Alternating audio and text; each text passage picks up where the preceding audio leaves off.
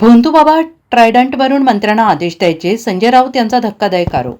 नाशिकचे भोंदूबाबा प्रकरणात महिला आयोगाच्या अध्यक्षा रुपाली चाकणकर यांनी राजीनामा दिला आहे. या प्रकरणात रुपाली चाकणकर हे हिमनगाचे टोक आहे. एक बाबा गजाआड गेला आहे, पण असे अनेक बाबा आहेत, असा आरोप शिवसेना नेते संजय राऊत यांनी केला आहे. दीपक केसरकर शिक्षण मंत्री असताना हे भोंदूबाबा खऱ्या शिक्षण खात्यातील बदल्या करवून घ्यायचे.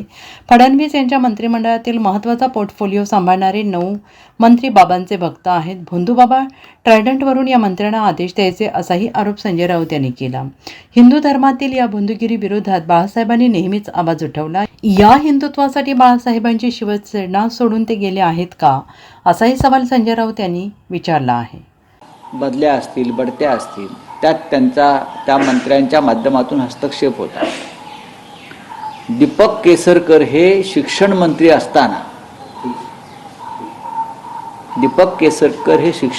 असताना शिक्षण खात्याचं अनेक महत्त्वाच्या बदल्या, बढत्या आणि इतर कामासंदर्भात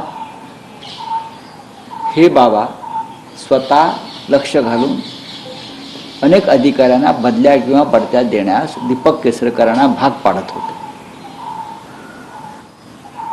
आणि ते ट्रायडंटला हॉटेलला बसून त्यांचे जे भक्त मंत्री होते त्यांना बोलवून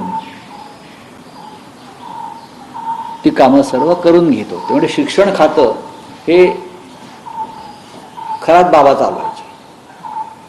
अशा पद्धतीनं राज्याच्या मंत्रिमंडळामध्ये मंत्री काम करत असतील आणि त्याला जर कोणी हिंदुत्व वगैरे मानत असेल आणि त्या हिंदुत्वासाठी कोणी जर बाळासाहेब ठाकरेंची शिवसेना फोडली असेल या हिंदुत्वासाठी, तर त्यांना आमचा साष्टांग दंडवत आहे.